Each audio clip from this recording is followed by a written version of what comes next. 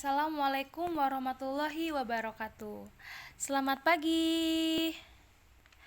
Baik, kita hari ini akan belajar sosiologi lagi. Nah, kemarin kan kita ketemu tuh di kelas. Terus kita belajar mengenai ragam dari permasalahan sosial di dalam masyarakat. Nah, kali ini kita akan bahas mengenai dampak dari permasalahan sosial bagi masyarakat. Nah, permasalahan sosial ini selalu memberikan sebuah dampak nih atau efek negatif bagi kehidupan masyarakat. Salah satunya nih, di sini bisa kita lihat di slide ada 5 dampak dari permasalahan sosial. Yang pertama, peningkatan angka kriminalitas. Nah, meningkatnya tindakan kriminal ini dapat disebabkan oleh faktor ekonomi, misalnya ya, psikologis dan sosial. Nah, pertama, faktor keterbatasan ekonomi ini mendorong seseorang itu selalu melakukan sebuah tindak kriminal untuk dapat memenuhi segala kebutuhan hidupnya. Nah, yang kedua nih, adanya sebuah faktor psikologis. Nah, faktor psikologis ini juga dapat meningkatkan sebuah angka dari kriminalitas, yang mana kalau misalnya kalian tahu orang yang menderita faktor dari psikologis ini, contohnya misalkan orang dengan gangguan mental, kleptomania. Nah, biasanya orang-orang yang seperti ini tuh melakukan tindak kriminal dengan cara mencuri barang yang ia inginkan gitu. Nah, yang ketiga nih, faktor sosial ini memberikan sebuah dampak yang mana berupa meningkatnya sebuah angka kriminalitas seperti adanya persaingan atau pertentangan, yang mana persaingan dan pertentangan ini dapat disebabkan karena ketidakcocokan atau perbedaan dari pemikiran atau ideologi yang dianut. Seperti itu ya. Nah, yang kedua, di sini kita bisa lihat ya, terjadinya sebuah disorganisasi sosial di dalam masyarakat. Nah, kemarin kita udah membahas mengenai disorganisasi ya.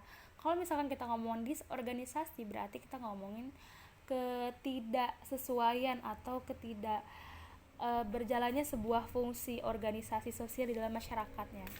Nah, disorganisasi sosial ini diartikan atau didefinisikan sebagai proses sebuah terpecahnya hubungan antar kelompok di dalam suatu masyarakat.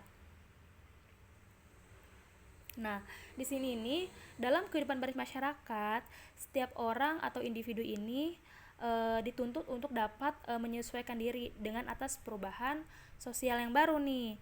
Nah, pada proses terjadinya perubahan ini, pola-pola tingkah laku serta kepercayaan yang baru ini kan belum terbentuk nih. Sedangkan dia tuh harus meninggalkan kebiasaan atau pola-pola tingkah laku lama gitu. Kalau misalkan sudah kayak gini nih, akan terjadinya sebuah ketegangan. Nah, dan akan menimbulkan kondisi hubungan antar kelompok atau individu ini menjadi terpecah gitu ya. Dan ini akan menjadikan gejala disorganisasi sosial seperti itu.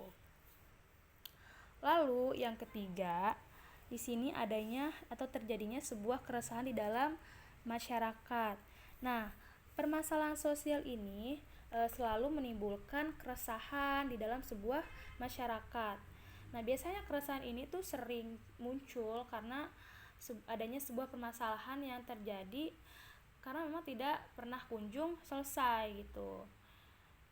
Yang mana biasanya kalau misalkan masalah ini tidak selesai akan berdampak pada masyarakat itu sendiri kayak gitu. Nah, dampak dari permasalahan sosial yang selanjutnya adanya peningkatan dari kesenjangan sosial dalam masyarakat. Nah, kalau ngomongin kesenjangan berarti kita ngomongin ketidakseimbangan, ketidakadilan kayak gitu ya. Nah, di sini didefinisikan bahwa kesenjangan sosial ini adalah salah satu dampak dari terjadinya sebuah ketidakadilan atau di dalam kehidupan masyarakat nih. Beberapa permasalahan sosial ini dapat menyebabkan sebuah kesenjangan sosial, yaitu adanya sebuah perbedaan letak dan potensi wilayah, misalnya adanya sebuah kebijakan yang berat sebelah atau tidak adil, atau bisa kita sebut dengan ketimpangan ya, yang mana kondisi misalkan demografis, tingkat pendapatan rendah, dan ketidakmerataan sebuah pembangunan di dalam suatu masyarakat seperti itu. Ya, yang terakhir di sini adanya atau meningkatnya sebuah angka pengangguran. Jelas nih ya, dari kelima ini dampak permasalahan sosial ini sangat menimbulkan dampak terjadinya peningkatan pengangguran di Indonesia ini makin tinggi gitu ya. Karena kenapa? Karena misalkan faktornya itu disebabkan oleh beberapa macam. Misalkan karena pendidikan yang rendah ya, terus juga karena sempitnya atau kurangnya dari lowongan pekerjaan gitu. Sedangkan populasi di Indonesia banyak, sedangkan lowongan pekerjaannya yang sempit kayak gitu. Terus juga rendahnya kemampuan atau keterampilan yang dimiliki individu gitu di dalam masyarakat kayak gitu. Hal itu tuh yang menyebabkan dampak dari sebuah permasalahan-permasalahan sosial yang terjadi di masyarakat. Oke gitu ya. Nah, setelah kita memahami penjelasan dari dampak permasalahan sosial, kita akan bahas selanjutnya, yaitu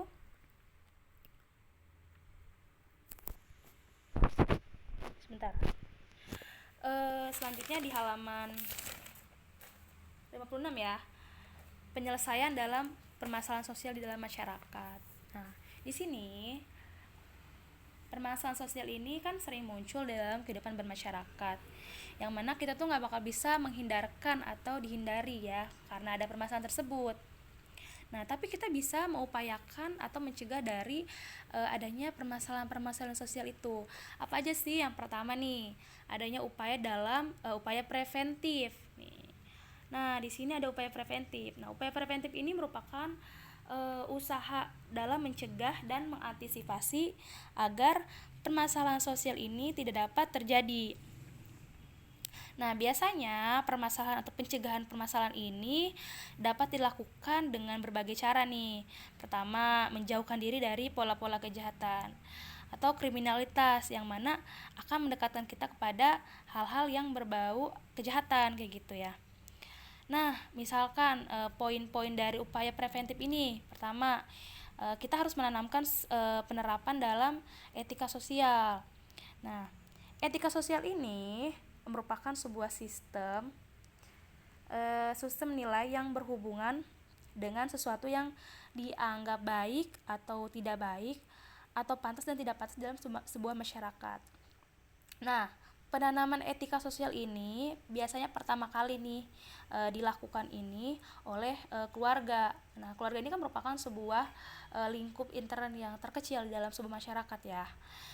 Biasanya di dalam keluarga ini diajari kayak untuk melakukan sebuah perbuatan baik di dalam masyarakat gitu ya.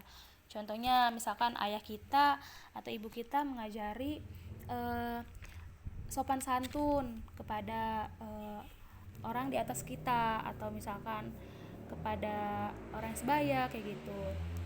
Nah, orang tua kan berperan dalam sebuah penanaman nilai dan norma sosial bagi bagi anak ya. Nah, hal itu tuh nanti akan berkembang dan menjadi sebuah etika sosial, yang mana etika sosial ini dapat melekat pada diri individu masing-masing kayak gitu. Nah, setelah etika sosial ini dapat ditanamkan oleh keluarga, akhirnya biasanya kan ada sebuah sosialisasi baru nih. Misalkan anaknya berkembang atau tumbuh mengikuti pendidikan, misalkan ada di sekolah. Nah, di lembaga pendidikan, yaitu misalkan sekolah ya. Sekolah ini itu merupakan miniatur masyarakat, sehingga tuh anak itu bisa belajar untuk bersosialisasi dengan baik nih dengan teman-temannya, dengan misalkan ibu gurunya gitu ya. Ya kan, menentukan atau memunculkan sebuah etika sosial seperti itu. Nah, selanjutnya di sini poin kedua dari upaya preventif ini adalah penanaman nilai-nilai agama ya. Oke. Nah, agama ini menjadi sebuah pedoman utama ya di dalam kehidupan kita nih. Karena biasanya di dalam agama ini terdapat sumber-sumber kebenaran yang mana mengajarkan manusia atau penganutnya itu untuk melakukan sebuah kebaikan ya, nggak ada yang namanya agama itu mengajarkan kita untuk berbuat kejahatan kayak gitu.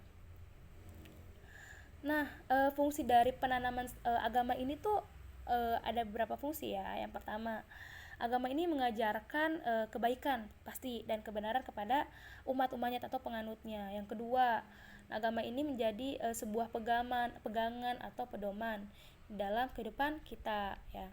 Yang ketiga, agama juga selalu mengawasi kita di dalam sebuah tindak perilaku kita. Oke, yang keempat di sini fungsi agama ini adalah untuk menjaga kerukunan hubungan antar manusia gitu ya, antara individu dengan individu atau individu dengan kelompok atau kelompok dengan kelompok kayak gitu. Nah, agama ini tuh berarti memiliki nilai-nilai positif nih yang dapat digunakan untuk mencegah kita individu untuk dapat melakukan sebuah uh, permasalahan sosial, tindak dari misalkan kejahatan kayak gitu ya. Nah, selanjutnya di sini kita akan bahas poin yang ketiga, yaitu perencanaan sosial. Poin dari upaya preventif ya. Nah, perencanaan sosial ini merupakan salah satu upaya dalam penanganan dari permasalahan sosial.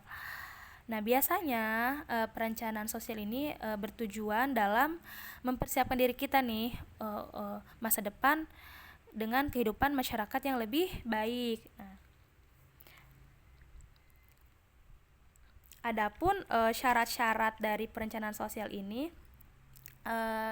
yang pertama nih, adanya sebuah unsur modern di dalam sebuah masyarakat. Nah, syarat dalam melakukan atau melaksanakan sebuah perencanaan sosial ini, kita tuh diharuskan memiliki unsur modern gitu. Nah, modern ini atau modernitas ini ditandai dengan perkembangan ilmu pengetahuan, teknologi yang semakin canggih. Yang mana nih, iptek ini tuh selalu mendorong masyarakat agar berpikir kritis, kreatif gitu ya, dan rasional gitu. Nah, kondisi-kondisi ini tuh menyebabkan munculnya atau timbullah sebuah kesadaran nih bagi masyarakat agar untuk dapat melakukan sebuah perubahan demi memperbaiki kualitas diri. Misalkan dengan adanya perkembangan ilmu pengetahuan dan teknologi, misalkan yang tadinya dia memiliki permasalahan sosial, misalkan dia miskin gitu ya. Nah, gimana sih caranya dia biar dapat keluar dari zona menghilangkan dari permasalahan sosial itu, misalnya miskin itu dengan berkembangnya iptek itu mereka bisa mendaftar diri sebagai driver Gojek kayak gitu ya, membuka sebuah lowongan pekerjaan baru kayak gitu. Itu merupakan contoh dari adanya unsur modern di dalam sebuah masyarakat. Nah, yang kedua, adanya sistem dari pengumpulan dan analisis informasi yang baik gitu ya. Nah, sistem pengumpulan informasi dan analisis yang baik ini digunakan untuk dapat mengetahui kondisi dalam menentukan solusi yang tepat nih di dalam mengatasi berbagai permasalahan-permasalahan sosial di dalam masyarakat. Keakuratan atau informasi yang baik ini dapat berpengaruh di dalam efektivitasnya dalam melaksanakan dari perencanaan sosial. Oh iya, untuk for your information ini halaman 57 ya di LKS. Nanti kalian sekalian buka, sekalian dengerin gitu. Nah, yang ketiga di sini adanya dukungan masyarakat. Nah, untuk memastikan efektivitas pelaksanaan perencanaan sosial ini diperlukannya atau dibutuhkannya sebuah dukungan di dari masyarakat. Kenapa sih? Biar tuh masyarakat ini dapat mendukung segala bentuk perencanaan sosial yang baru gitu. Kalau misalkan masyarakatnya juga tidak mendukung, gimana misalkan mau bergerak maju kayak gitu.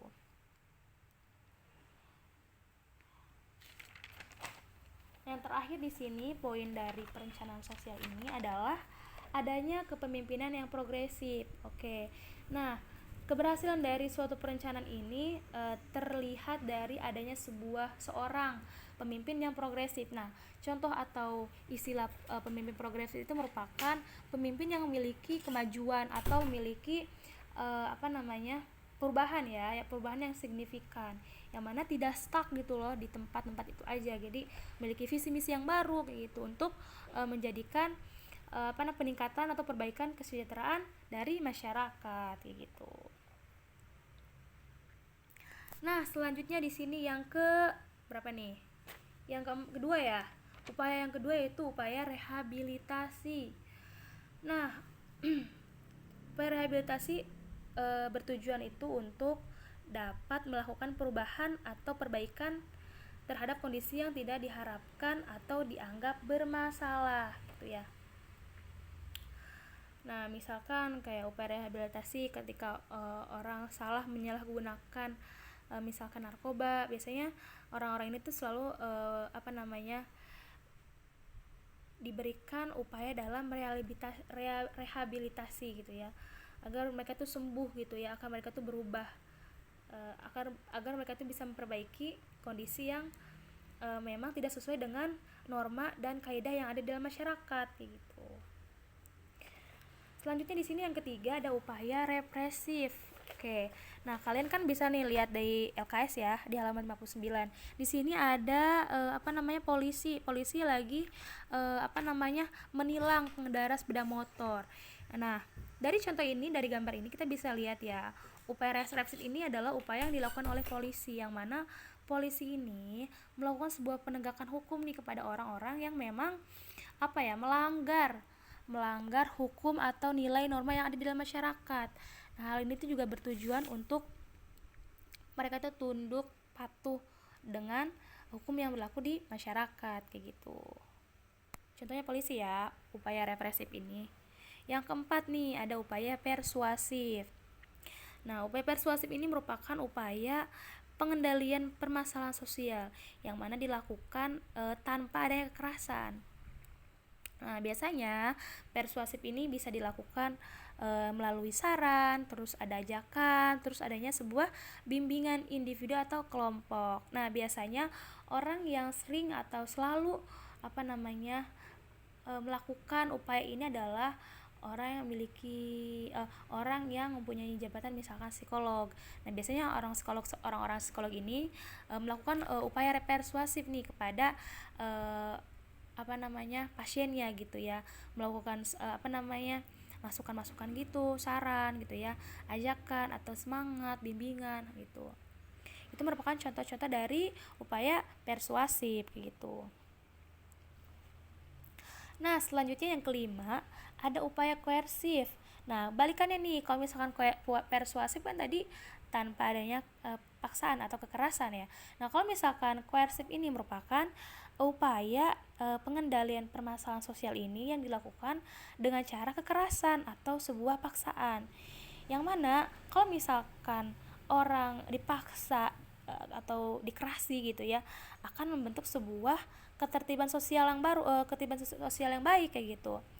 Nah, biasanya nih upaya koersif ini ada dua langkah ya. Yang pertama ada compulsion ya, yang mana artinya itu adalah pemaksaan terhadap seseorang agar taat dan patuh terhadap norma-norma sosial yang berlaku.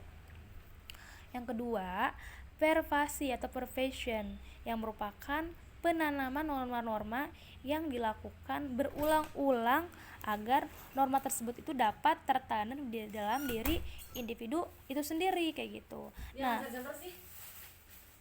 adapun upaya koersif ini adalah contohnya ya, misalkan kalau kita misalkan lihat nih, ada penggerbekan, misalkan polisi lagi nangkap teroris gitu ya, yang misalkan di Bali kayak gitu. Itu merupakan sebuah upaya koersif gitu. Mereka itu sebelumnya kan udah polisi ini kan udah ngasih ngasih simbol gitu ya kepada orang-orang teroris ini, kayak misalkan yaudah kalian menyerahkan diri aja ke ke polisi gitu. Tapi kalau misalkan si teroris ini tidak menghiraukan gitu ya,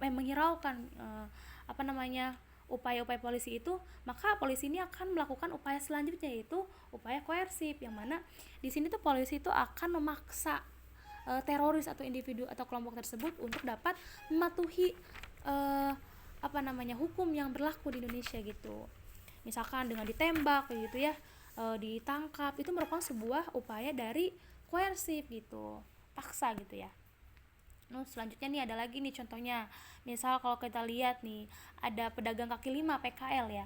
Kita bisa lihat nih, kadang banyak nih, misalkan bukan polisi ya, apa namanya, sering apa ya, pos pp ya, pol pp ya, sering apa namanya, sering menertibkan pedagang kaki lima kan di trotoar. Itu merupakan sebuah tindakan atau upaya koersif gitu, paksaan gitu ya, dengan cara kekerasan kayak gitu. Karena biasanya nggak bisa dibilangin gitu, akan melakukan hal itu lagi gitu. Makanya eh, polisi atau satpol pp ini melakukan tindakan terakhir atau upaya terakhir, yaitu upaya koersif itu dengan paksaan kayak gitu. Nah, selanjutnya yang terakhir nih, adanya upaya pengendalian permasalahan sosial gabungan. Yang keenam nih, upaya gabungan.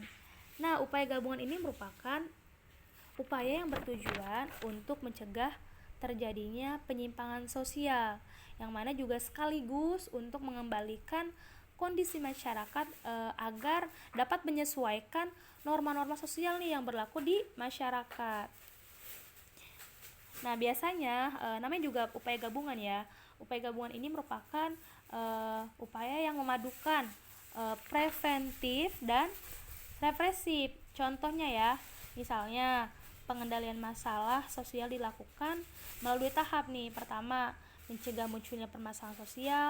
Yang kedua, untuk dapat melakukan upaya mengatasi permasalahan sosial di dalam masyarakat. Nah, ini berarti tadi tuh upaya-upaya atau dalam penyelesaian masalah dalam masyarakat. Berarti ada 6 ya, ada 6 upaya ya. Nah, setelah kita mengetahui, saya menjelaskan dan kalian mendengarkan tentang penyelesaian dari permasalahan sosial di dalam masyarakat, kita tuh diharapkan agar berpartisipasi atau mendukung untuk dapat mencegah dan mengatasi dari permasalahan sosial di dalam masyarakat. Nah, tadi dengan upaya-upaya yang telah saya sebutkan atau saya jelaskan gitu ya. Oke, mungkin cukup sekian dari saya, kurang lebihnya mohon maaf. Kalau misalkan ada pertanyaan atau hal-hal yang kurang dimengerti, nanti boleh tanyain ya ke saya lewat WhatsApp saya. Nanti temennya kalau misalnya nggak tahu bisa tanya ke temennya. Mungkin kita udahin aja ya sampai sini. Wassalamualaikum warahmatullahi wabarakatuh.